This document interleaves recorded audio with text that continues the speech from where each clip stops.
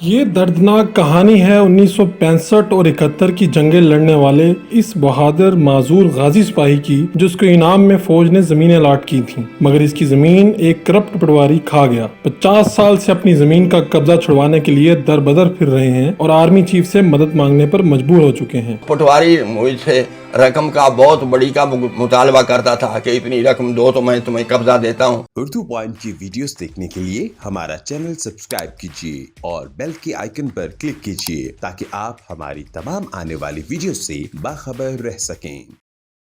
السلام علیکم ناظرین، آپ دیکھ رہے ہیں اردو پوائنٹ اور میں ہوں فاروق وڑائچ۔ میں آج آپ کی ملاقات پاک فوج کے اس بہادر سپاہی سے کروانے جا رہا ہوں جنہوں نے 1965 1971 کی جنگ بڑی بہادری کے ساتھ لڑی، دشمن کے سامنے ایک سیسا پلائی کی دیوار ثابت ہوئے اور اس کے عوض میں ان کو زمین الاٹ کی گئی۔ ان کو 2 تمغے بھی ملے، تمغہ جنگ بھی ملا، ستارہ حرب بھی ملا اور کئی گولڈ میڈلز ملے، لیکن یہ پچھلے 50 سال سے وہ جو الاٹ زمین کی گئی تھی اس کے لیے در بدر کی ٹھوکریں کھا رہے ہیں۔ انہوں نے اس وقت کے جو کئی آرمی چیف ہیں ان کو بھی خطوط لکھے، فون بھی کیے، لیکن آج تک ان کو ان کی زمین نہیں ملی۔ آج جب ہم 1965 اور 1971 کی جنگ کی یادیں تو تازہ کرتے ہیں تو آج بھی امانت علی اپنی ایک بازو اور اپنے ایک ٹانگ جو بالکل وہ موو نہیں کر سکتے اس کے ساتھ انصاف کے متلاشی ہیں اور اپنی اس زمین کے لیے پاک فوج کے آرمی چیف کی طرف دیکھ رہے ہیں۔ انہوں نے یہ جنگیں کیسی لڑیں اور ان کی ایک ٹانگ اور ایک بازو کیسے ضائع ہو گئی اس جنگ میں، ان کی کہانی انہی کی زبان ہے۔ 1965 کی جنگ میں آپ بارڈر کراس کر کے انڈیا میں داخل ہو گئے اور وہاں پہ جا کے بھی جنگ لڑی، کیا ہوا تھا؟ جی، ہمیں سن 1965 6 ستمبر کو عشاء کے وقت آرڈر ملا کہ آپ سارے فوج نے مطلب قصور جانا ہے۔ تو ہم قصور پہنچ گئے 11-12 بجے رات کے پہنچ گئے، تو ادھر ساری رات ہی کام فوجیوں کرنا پڑا۔ تو وہ کرتے رہے۔ جس وقت اذانیں آئی صبح تو ایک عورت آ رہی ہے، اس نے بچہ اٹھایا ہوا ہے اور آ رہی ہے۔ تو وہ نے مجھے دیکھا تو وہ کہنے لگی بیٹا آپ تو ادھر مطلب ہیں، تو انڈیا نے تو حملہ کر دیا، تو انڈیا کی فوج تو آ گئی ہمارے گاؤں میں، تو ہم تو بھاگ بھوگ کے نکلے ہیں۔ تو بس اس وقت پھر ہماری فوج بھی ساری مطلب مقابلے میں شروع ہو گئی، تو مقابلہ شروع ہو گیا۔ تو جتنے دن جنگ رہی اتنے دن 5-7 دن میں ہم چلتے چلتے 84 گاؤں ہم نے لیا ان کا، 84 گاؤں۔ تو پھر پہنچے کہاں؟ کھیم کرن بڑے شہر کا قبضہ بھی ہم نے کر لیا۔ کوئی بھی مطلب جو کچھ تھا ان کی فوج، ٹینک بھی ہمارے پاس تھے، توپیں بھی ہمارے پاس تھے، میڈیم گنیں بھی ہمارے پاس تھی، تو پیدل فوج بھی ہمارے پاس تھی۔ ہر قسم کی فوج ہماری بالکل ایسے چل رہی تھی، مطلب ایک دوسرے کو کور دے رہے تھے۔ تو پہنچ گئے، اللہ تعالیٰ نے ہمیں کامیابی دی اور بڑی بہادری سے، بڑی جاں فشانی سے اور ہر لحاظ سے مطلب بہت ہی اچھے طریقے سے ہم نے قبضہ کیا، اور فوج ہمارے مطلب کھیم کرن میں فوج کا قبضہ، ہماری فوج بیٹھی رہی ادھر۔ 1971 کی جنگ میں جس میں آپ بازو سے اور اپنی ایک ٹانگ سے معذور ہو گئے، تب کیا ہوا تھا؟ وہ سر میری پوسٹنگ ہو گئی بھاولپور 134 انفینٹری ورکشاپ میں، ادھر لاہور سے 2 میڈیم سے میری ادھر پوسٹنگ ہو گئی۔ تو جب پوسٹنگ ہوئی تو کچھ عرصہ بعد یہ 71 کی جنگ کا اعلان ہو گیا۔ تو اس وقت بھی مطلب کہ اعلان ہوا تو ہمیں رات کو آرڈر ملا کہ ٹھیک ہے بھاول نگر پہنچو۔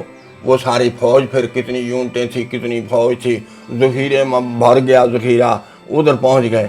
پھر جنگ تو شروع تھی، تو پھر 1 سے 2 دن 3 دن کر کے ہمارے پاس بھی یہ جانا پڑا کہ ٹھیک ہے مطلب بارڈر پہ چلو، آگے چلو۔ تو ہم بھاول نگر جاڑا ایک مشہور بارڈر ہے، اس پہ گئے۔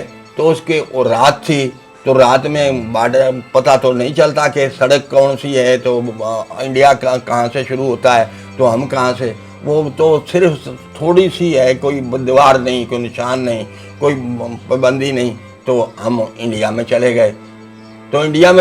تو پھر لڑائی تو تھی، تو پھر انڈیا میں مجھے بریسٹ لگا، تو بریسٹ ٹھیک ہے، بازو سے بھی میں مزدور ہو گیا، تو ٹانگ سے بھی میں مزدور ہو گیا۔ تو مجھے واپس ادھر بھیج دیا ہسپتال بہاولپور میں. تو بہاولپور سے میں ہیلی کاپٹر میں مجھے بھیج دیا لاہور سی ایم ایچ میں.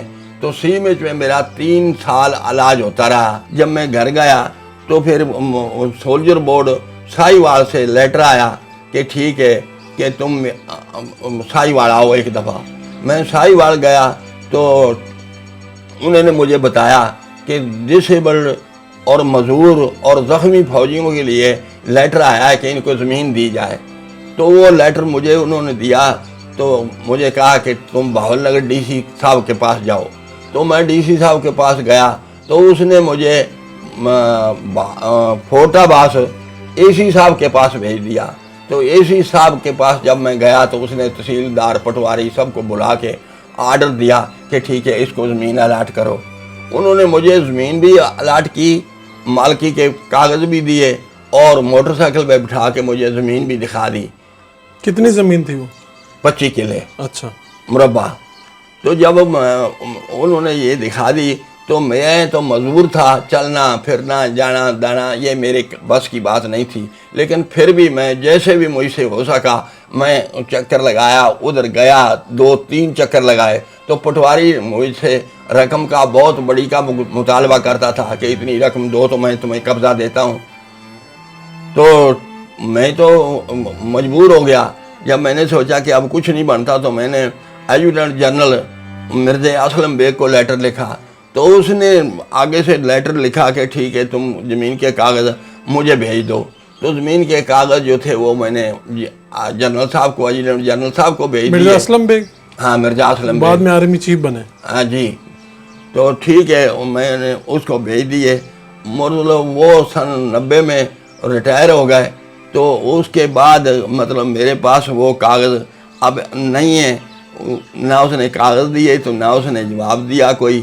تو بس مجھے یہ دیکھ لو کہ وہاں اس زمانے سے لے کے میں بہت ہی تکلیفیں اٹھا رہا ہوں, میں بہت ہی تکلیفیں اٹھا رہا ہوں, کوئی کوشش نہیں چھوڑی.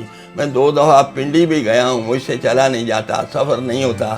میں بلڈ پریشر کا مریض بھی ہوں اور عمر بھی اتنی ہے. میں آرمی چیف سے اپیل کرتا ہوں کہ مجھے وہ 50 سال سے دھکے کھا رہا ہوں, کبھی کدھر کبھی کدھر. تو لیکن وہ کہتے ہیں کہ وہ لیٹر لاؤ جو پنڈی بھیجا ہے ایڈجوٹنٹ جنرل کو, تو وہ مجھے لیٹر تو مل نہیں رہا ہے. تو اب وہ کہتے ہیں کہ زمین کا قبضہ ہم تمہیں تبھی دیں گے جب تم لیٹر لاؤ. تو آپ سے ریکویسٹ ہے کہ یہ میرے معاملے کا نوٹس دیں اور آپ مجھے زمین کا قبضہ دلا دیں. میں آپ کے بچوں کے لیے دعا کر سکتا ہوں, میں تو غریب آدمی ہوں, نہ سفارش ہے نہ کوئی اور بات ہے. یہ جو زمین آپ کو الاٹ ہوئی تھی جی اس کا لیٹر کی کوئی کاپی نہیں آپ کے پاس؟ جو کاپی ہے میرے پاس الاٹمنٹ لیٹر کی؟ الاٹمنٹ لیٹر کی. ٹھیک ہے, زمین کیا مالک میں ہوں. آپ ٹھیک ہے. تو آپ کو جب یہ برسٹ وغیرہ لگے تھے جی اس وقت, تو اس وقت آپ نے سوچا ہوگا کہ میری جان بھی جا سکتی تھی؟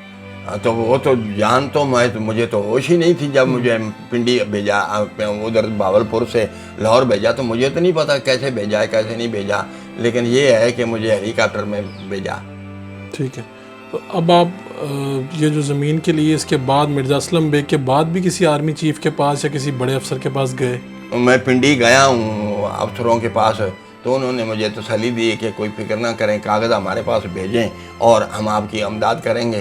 لیکن کاغذ تو ہم نے بھیجے, کسی نے جواب نہیں دیا. کتنے فون کرتے ہیں, فون ہی نہیں کوئی اٹھاتا. بہت ایسے موقع دیکھے, لاشوں کے اوپر چلے ہیں ہم, لاشوں کے اوپر چلے ہیں کہ کوئی انڈیا کی تھی, کوئی اپنی تھی, کوئی کیسے کوئی جنگ میں. پھر پتہ نہیں چلتا, جنگ تو پھر جنگ ہے. پتہ تھا نہیں چلتا تھا, لیکن جنگ کا حالات ہی ایسے ہوتا ہے کہ اس وقت جنگ کا خیال ہوتا ہے کہ چلو چلو چلو. دشمن کا خیال ہوتا ہے کہ کون مار رہا ہے, کیسے مر جائیں گے, کیسے جئیں گے, کیسے ہوگا, اس کا خیال ہوتا ہے. پھر یہ چھوٹے موٹے خیال نہیں ہوتے. تو کئی دن بھوکے بھی رہے ہوں گے جنگ کے اور وہ تو بھوکھا کا تو خیال ہی نہیں ہوتا کہ روٹی پانی کا نہیں خیال ہوتا. ہاں بالکل, اس طرف دھیان ہی نہیں ہوتا کہ ٹھیک ہے روٹی یا پانی. نہیں, اس وقت تو موت سامنے نظر آتی ہے.